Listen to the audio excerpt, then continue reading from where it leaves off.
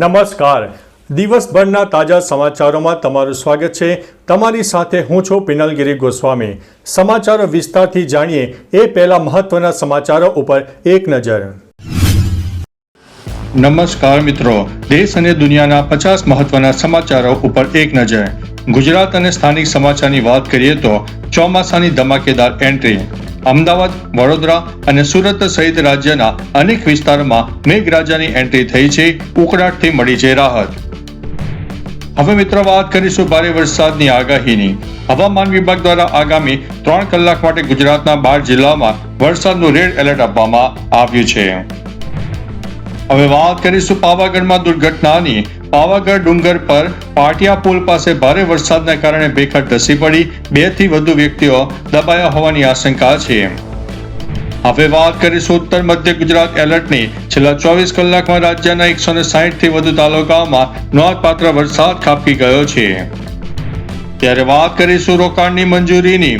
ગાંધીનગરમાં રાજ્ય સરકાર દ્વારા 15 મોટા ઔદ્યોગિક પ્રોજેક્ટને મંજૂરી આપવામાં આવી છે. 1567 કરોડનું થશે રોકાણ. હવે વાત કરીશું નવી રોજગારીની તકો.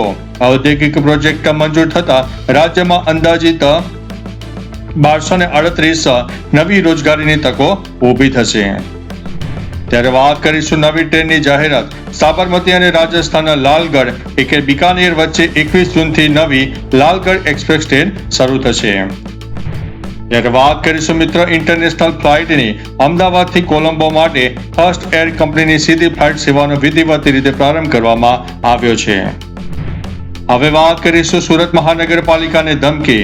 સુરત મહાનગરપાલિકા કચેરીને બોમ્બથી ઉડાવી દેવાની ધમકી મળતા સુરક્ષા એજન્સીઓ અત્યારે દોડતી થઈ ગઈ છે. હવે વાત કરીશું નકલી બ્રાન્ડ પકડાઈ. સુરતમાં જાણીતી બ્રાન્ડના નામે વેચાતો નકલી વોશિંગ પાવડરનો મસ્ત મોટો જથ્થો ઝડપી પાડવામાં આવ્યો છે. વાત કરીશું રોડ કોન્ટ્રાક્ટરોને નોટિસ. સુરતના ન્યૂ ડિંડોલી વિસ્તારમાં નવો રોડ બેસી જતા મહાનગરપાલિકા એક્શનમાં આવી છે. 50 થી વધુ કોન્ટ્રાક્ટરોને કડક નોટિસ આપવામાં આવી છે. હવે વાત કરીશું મોટો દારૂનો જથ્થો નષ્ટ. વડોદરાની કોયલી ચેકપોસ્ટ પર ઝડપાયેલા 4 કરોડના વિદેશી દારૂ પર રોડ રોલર ફેરવીને નાશ કરવામાં આવ્યો છે. હવે વાત કરીશું દાહોદમાં જળબંબાકાર.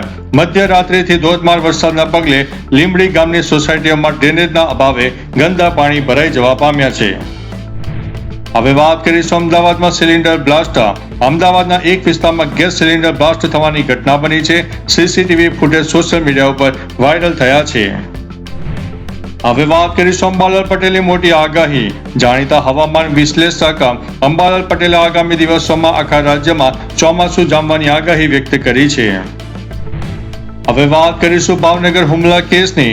છેડતીનો વિરોધ કરવા જતા પરિણીતાના પરિવાર ઉપર હુમલો થયો છે.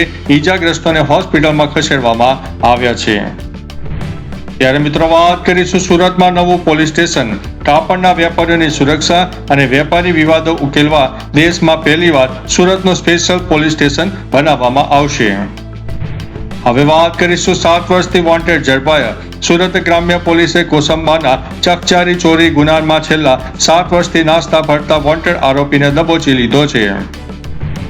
ત્યારે વાત કરીશું અમરેલીની. અમરેલીમાં વાતાવરણમાં પલટો. અમરેલી જિલ્લાના ધારી અને ખાંભા પંથકમાં વહેલી સવારથી જ વરસાદી ઝાપટા શરૂ થઈ ગયા હતા. ત્યારે વાત કરીશું પાણી ભરાવાની સમસ્યા. પ્રી મોન્સૂન કામગીરી ફ્લોપ રહેતા રાજ્યના અનેક નીચાણવાળા વિસ્તારોમાં જળબંબાકારની પરિસ્થિતિ જોવા મળી ગઈ છે. તો ચાલો મિત્રો, ફરીથી દેશ અને દુનિયાના સુપરફાસ્ટ સમાચાર લઈને મળતા રહીશું. ત્યાં સુધી અમને રજા આપશો. નમસ્તે.